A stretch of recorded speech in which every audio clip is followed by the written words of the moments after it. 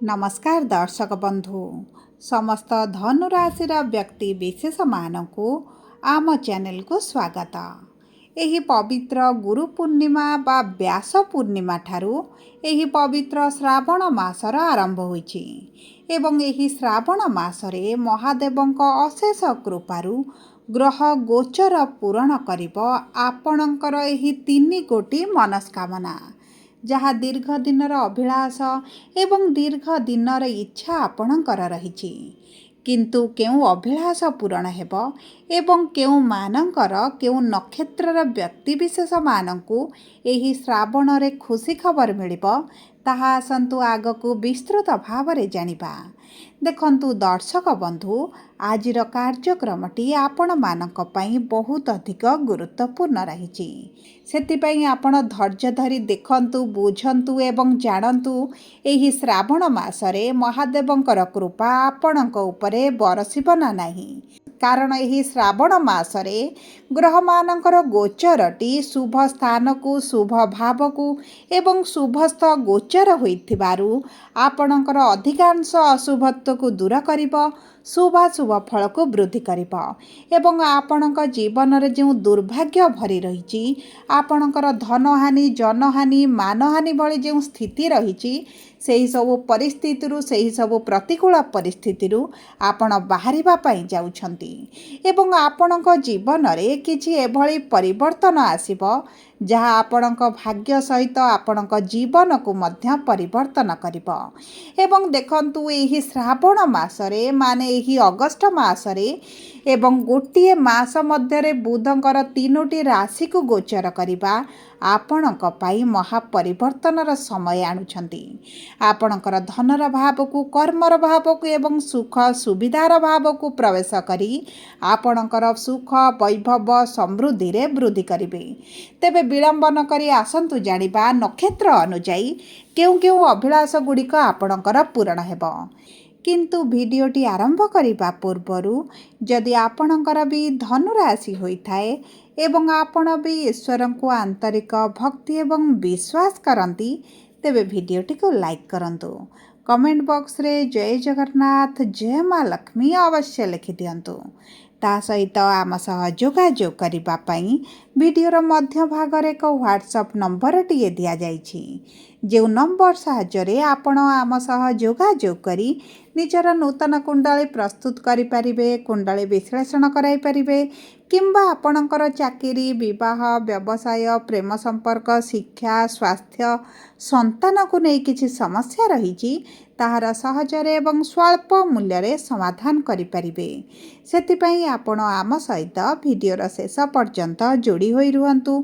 एवं WhatsApp number माध्यम रे आम सह जोगाजोग करी खूब कम मूल्य रे आपणक समस्यार समाधान करंतु। एबे आसंतु कार्यक्रमटी को आग को बढ़ाइबा एवं जानिबा एही श्रावण रे आपणकर राशिटी धनु हेले मध्य आपणक नक्षत्र अनुଯାयी केउ प्रकार प्रभाव पड़िबा पई जाउची विशेष भाव में क्यों क्षेत्र गुड़िकरे आपण को 3 कोटी शुभाशुभ खबर प्राप्ति हेब।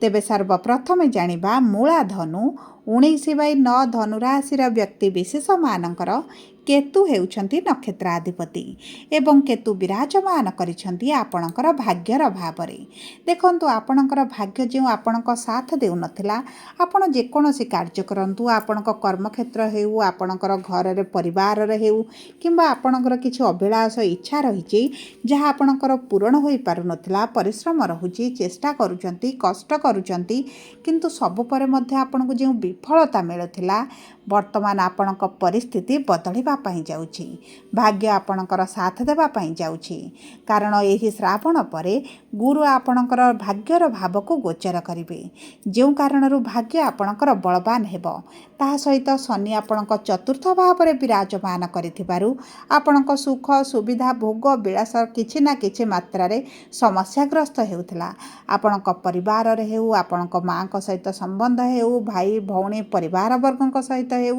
କିଛି ନା କିଛି ତ ସମସ୍ୟା ଆପଣଙ୍କର ଲାଗି ରହୁଥିଲା।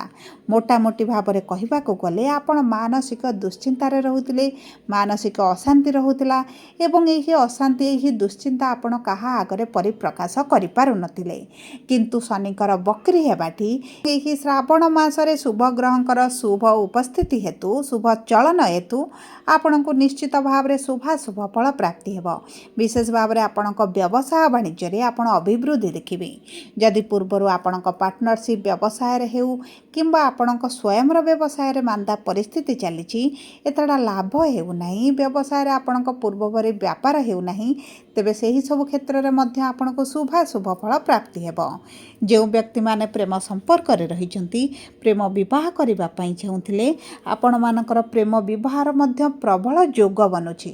ବିଦ୍ୟାର୍ଥୀମାନେ ସରକାରୀ ଚାକିରି ପାଇଁ ଚେଷ୍ଟା କରି ଯଦି ବିଫଳତା ଦେଖୁଛନ୍ତି, ଦୀର୍ଘ ଦିନ ହେଲା ସରକାରୀ ଚାକିରି ପାଇଁ ଚେଷ୍ଟା କରୁଛନ୍ତି କିନ୍ତୁ ଆପଣଙ୍କୁ କୃତକାର୍ଯ୍ୟ ହେଉନାହାନ୍ତି, ଆପଣଙ୍କର ଏତେଟା ଶୁଭ ଫଳ ପ୍ରାପ୍ତି ହେଉନି କିମ୍ବା ସରକାରୀ ଚାକିରି ଆପଣଙ୍କୁ ପ୍ରାପ୍ତ ହେଉନି, ତେବେ ମଧ୍ୟ ଆପଣଙ୍କୁ ଏହି ଶ୍ରାବଣରେ ମିଳିପାରେ ଖୁସି ଖବର କିମ୍ବା ଆପଣଙ୍କ ଶ୍ରାବଣ ମାସର ଶେଷ ସୁଦ୍ଧା ମଧ୍ୟ ଆପଣଙ୍କୁ ନିଶ୍ଚିତ ଭାବରେ ସରକାରୀ ଚାକିରିର ଅତି ପ୍ରବଳ ଯୋଗ ବନିବ।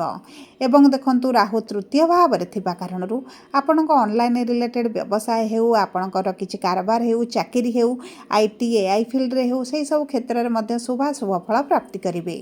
ଏବେ ଆସନ୍ତୁ ଜାଣିବା ପୂର୍ବଷାଢ଼ା ଧନୁ 20/9 ଧନୁ ରାଶିର ବ୍ୟକ୍ତି ବିଶେଷମାନଙ୍କର ଶୁକ୍ର ହେଉଛନ୍ତି ନକ୍ଷତ୍ରାଧିପତି, ବିରାଜମାନ କରିଛନ୍ତି କର୍ମର ଭାବରେ। ଦଶମସ୍ଥ ଶୁକ୍ର ହୋଇ ଆପଣଙ୍କ କର୍ମକ୍ଷେତ୍ରରେ ଅଭିବୃଦ୍ଧି ପ୍ରଦାନ କରିବେ। ପ୍ରମୋସନ୍ ହେଉ, ସାଲାରୀରେ ବୃଦ୍ଧି ହେଉ, ଆପଣଙ୍କର ଇନକ୍ରିମେଣ୍ଟ ହେଉ, ପୋଷ୍ଟରେ ପରିବର୍ତ୍ତନ ହେଉ, କର୍ମସ୍ଥଳୀ ଆପଣଙ୍କର ନିଶ୍ଚିତ ଭାବରେ ଶୁଭଦାୟକ ରହିବ, ଆପଣଙ୍କ ସପୋର୍ଟିଭ୍ ରହିବ। କର୍ମସ୍ଥଳରେ ଯେଉଁ ଶତ୍ରୁ ବୃଦ୍ଧି ପାଇଥିଲେ, ଶତ୍ରୁମାନେ ନାଶ ଯିବେ ଏବଂ ଦେଖନ୍ତୁ ଆପଣଙ୍କ ଦୁଶ୍ଚିନ୍ତା କେତେକାଂଶରେ କମିଯିବ ଏବଂ ତାହା ସହିତ ଶନିଙ୍କର ବକ୍ରି ଦୃଷ୍ଟି ଯେହେତୁ ସପ୍ତମସ୍ଥ ଆପଣଙ୍କ କର୍ମକ୍ଷେତ୍ରକୁ ରହିବ, ପରିଶ୍ରମ ବଢ଼ିବା ସହିତ ଆର୍ଥିକ ସ୍ଥିତି ମଧ୍ୟ ପରିବର୍ତ୍ତନ ହେବ। ଆପଣଙ୍କର ଯେଉଁ ଅର୍ଥର ଅଭାବଟା ରହୁଛି, ଲୋନ୍ ରହୁଛି, କରଜ ରହୁଛି, ଆପଣ ସେଥିରୁ ବାହାରିବା ପାଇଁ ଚାହୁଁଛନ୍ତି, ବାହାରି ପାରୁନାହାନ୍ତି କିମ୍ବା ଆପଣଙ୍କ ଅର୍ଥ ଇନଭେଷ୍ଟ କରିଛନ୍ତି, ଅର୍ଥ ଲଗାଇଛନ୍ତି, ଆପଣଙ୍କର ଏତେଟା ପ୍ରଫିଟେବୁଲ୍ ଦେଖାଉନି, ଲସ୍ ଦେଖାଉଛି, ସେହିସବୁ କ୍ଷେତ୍ରରେ ଆପଣଙ୍କୁ ଶୁଭାଶୁଭ ଫଳ ପ୍ରାପ୍ତି ହେବ। ବିଶେଷ ଭାବରେ ଆପଣଙ୍କ ଆର୍ଥିକ କ୍ଷେତ୍ରକୁ ନେଇ ଆପଣଙ୍କୁ ବହୁତ ଅଧିକ ଶୁଭ ଫଳ ପ୍ରାପ୍ତି ହେବ ଏବଂ ତାହା ସହିତ ଯଦି ଆପଣ ପୂର୍ବରୁ କିଛିଟା ଜମି, ଭୂମି, ଫ୍ଲାଟ୍ ହେଉ, ଆପାର୍ଟମେଣ୍ଟ ହେଉ, ନିଜ ଗୃହ ହେଉ କିଛି କ୍ରୟ କରିବା ପାଇଁ ଚାହୁଁଥିଲେ, ସେହିସବୁ କ୍ଷେତ୍ରରେ ମଧ୍ୟ ଆପଣଙ୍କ ଭାଗ୍ୟ ସାଥ ଦେଉଛି। ଏବଂ ଦେଖନ୍ତୁ, ରାହୁ ଯେତେବେଳେ ତୃତୀୟ ଭାବରେ ବିରାଜମାନ କରିଛନ୍ତି, ଆପଣଙ୍କର ଯଦି ଟ୍ରାନ୍ସପୋର୍ଟ ରିଲେଟେଡ୍ କିଛି କାର୍ଯ୍ୟ କରୁଥିଲେ, ସେହିସବୁ କ୍ଷେତ୍ର ମଧ୍ୟ ଆପଣଙ୍କ ପାଇଁ ଶୁଭଦାୟକ ରହିବ। ଦେଖନ୍ତୁ, ଆପଣଙ୍କର ଯଦି ବିଦେଶ ଗ୍ରସ୍ତ କରିବାର କିଛିଟା ଇଚ୍ଛା ଅଭିଳାଷ ରହିଥିଲା ଏବଂ ଆପଣ କୌଣସି ନା କୌଣସି କାରଣବଶତଃ ବିଦେଶ ଗ୍ରସ୍ତ କରିପାରୁନଥିଲେ, ତେବେ ମଧ୍ୟ ଆପଣଙ୍କର ସବୁ ବିପରୀତ ପରିସ୍ଥିତିରୁ ଆପଣ ବାହାରକୁ ଆସିବେ, ବିଦେଶ ଗ୍ରସ୍ତ ମଧ୍ୟ କରିପାରନ୍ତି।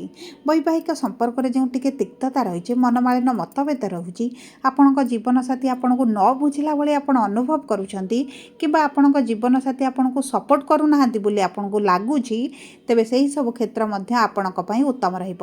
ଆପଣଙ୍କ ପାରିବାରିକ ସ୍ଥିତିରେ ସ୍ୱଚ୍ଛଳ ପରିସ୍ଥିତି ଆସିବ କିନ୍ତୁ ଆପଣଙ୍କ ପିତାଙ୍କ ଠାରୁ ଏତେଟା ସାହାଯ୍ୟ ସହଯୋଗ ପ୍ରାପ୍ତ ହେବ ନାହିଁ। ଆପଣଙ୍କ ସ୍ୱାସ୍ଥ୍ୟକୁ ବହୁତ ଅଧିକ ଜଗିବାକୁ ପଡ଼ିବ।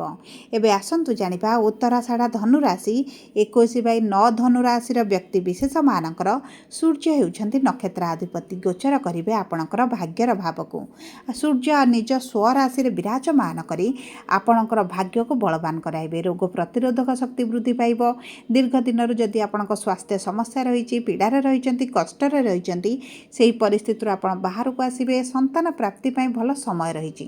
ଯଦି ଆପଣଙ୍କର ଦୀର୍ଘ ଦିନ ହେଲା ବିବାହ ହୋଇସାରିଲାଣି କିନ୍ତୁ ସନ୍ତାନ ସୁଖରୁ ବଞ୍ଚିତ ରହିଛନ୍ତି, ତେବେ ଆପଣଙ୍କୁ ସନ୍ତାନ ସୁଖ ପ୍ରାପ୍ତି ହେବ ଏବଂ ଆପଣଙ୍କର କିଛିଟା ଗୁପ୍ତ ଶତ୍ରୁ ଯେଉଁମାନେ ପାରିବାରିକ ସ୍ଥିତିକୁ ଖରାପ କରୁଛନ୍ତି, ପରିବାର ମଧ୍ୟରେ କୌଣସି ନା କୌଣସି କାରଣ ଆଣି, ସମସ୍ୟା ଆଣି, କଥାକୁ ଆଣି ବିଭିନ୍ନ ପ୍ରକାର ମନମାଳିନ ମତଭେଦ ଭଳି ପରିସ୍ଥିତି ସୃଷ୍ଟି କରୁଛନ୍ତି, ସେହି ସବୁ ଶତ୍ରୁମାନେ ଆପଣଙ୍କ ଠାରୁ ଦୂରତା ବନାଇବେ ଏବଂ ଆପଣଙ୍କର ଯଦି କିଛିଟା ତୀର୍ଥଯାତ୍ରା, ଧର୍ମଯାତ୍ରା କରିବାର ଯୋଜନା ରହିଥିଲା, ଆପଣ ମଧ୍ୟ ଏହି ସମୟ ମଧ୍ୟରେ କରିପାରିବେ ଏବଂ ଆପଣଙ୍କର ଋଣ କରଜ ସୁଝିବା ପାଇଁ ବହୁତ ଭଲ ସମୟ ରହିଛି। ଆପଣଙ୍କୁ କିଛିଟା ସହାୟତା ରାଶି ପ୍ରାପ୍ତ ହୋଇପାରେ, କିଛିଟା ଅଚାନକ ଧନ ଲାଭ ହୋଇପାରେ। ପୂର୍ବରୁ ଯଦିକା କିଛି କୋର୍ଟ କଚେରୀ କେସ୍ ଚାଲିଛି ସେଥିରୁ ଆପଣ ମୁକୁଳି ଆସିବେ। ଏବଂ ସବୁଠାରୁ ବଡ଼ କଥା ହେଉଛି ଗୁରୁ ଆପଣଙ୍କର ଅଷ୍ଟମ ଭାବରେ ଥିବାରୁ ଆପଣଙ୍କର ଯଦି କେଉଁଠି ଅର୍ଥ ଫସିକି ରହିଛି, ସରକାରୀ ସ୍ତରରେ କିଛିଟା ପ୍ରୋଜେକ୍ଟ ଫସିକି ରହିଛି, ତେବେ ମଧ୍ୟ ସେହି ସବୁ ଅର୍ଥ ଗୁଡ଼ିକ ପ୍ରାପ୍ତ ହେବାର ବହୁତ ଅଧିକ ସମ୍ଭାବନା ଅଛି। ଯଦି ଆପଣ ଉଚ୍ଚଶିକ୍ଷା କରିବାର ଅଭିଳାଷ ରଖିଥିଲେ ତେବେ ଆପଣଙ୍କର ଉଚ୍ଚଶିକ୍ଷା ପାଇଁ ମଧ୍ୟ ବହୁତ ଭଲ ସମୟ ରହିବ। ଆପଣଙ୍କ ମନପସନ୍ଦର କୋର୍ସ କରିପାରନ୍ତି, ମନପସନ୍ଦର କଲେଜରେ ଆଡ଼ମିସନ୍ କରିପାରନ୍ତି, କିମ୍ବା ଆପଣଙ୍କର ଶିକ୍ଷା ସମ୍ବନ୍ଧିତ କିଛି ସମସ୍ୟା ରହିଥିଲା ତାହା ଦୂର ହୋଇଯିବ। ସବୁ ପରେ ଅଶୁଭତ୍ୱକୁ ଦୂର କରି ଶୁଭାଶୁଭ ଫଳକୁ ବୃଦ୍ଧି କରିବା ପାଇଁ ଆପଣ ପ୍ରତ୍ୟେକ ଦିନ ସୂର୍ଯ୍ୟଙ୍କୁ ପ୍ରାତଃ ସମୟରେ ଜଳ ଅର୍ପଣ କରନ୍ତୁ, ଆଦିତ୍ୟ ହୃଦୟ ସ୍ରୋତ ପାଠ କରନ୍ତୁ, ଗୁରୁଙ୍କର ବୀଜ ମନ୍ତ୍ର 108 ଥର ପାଠ କରିବା ସହିତ ଏହି ଶ୍ରାବଣରେ ଛୋଟ କନ୍ୟାମାନଙ୍କୁ ସବୁଜ ରଙ୍ଗର ଜିନିଷ ଶୁକ୍ରବାର ଦିନ ଦାନ କରନ୍ତୁ, ମା ଦୁର୍ଗାଙ୍କର ଉପାସନା କରନ୍ତୁ, କିମ୍ବା ଆପଣ କୁକୁରକୁ କିଛିଟା ଖାଇବା ପାଇଁ ଦିଅନ୍ତୁ। ଆପଣଙ୍କ ପାଇଁ ଅତ୍ୟନ୍ତ ଶୁଭଦାୟକ ରହିବ। ଯଦି ଆପଣଙ୍କର ଧନୁରାଶି ହୋଇଥାଏ, ଭିଡ଼ିଓଟି କିଭଳି ଲାଗିଲା କମେଣ୍ଟ ବକ୍ସରେ ଲେଖି ଜଣାନ୍ତୁ। ପ୍ରଥମ ଥର ଆମ ଚ୍ୟାନେଲକୁ ଆସିଛନ୍ତି, ଚ୍ୟାନେଲଟିକୁ ସବସ୍କ୍ରାଇବ୍ କରନ୍ତୁ।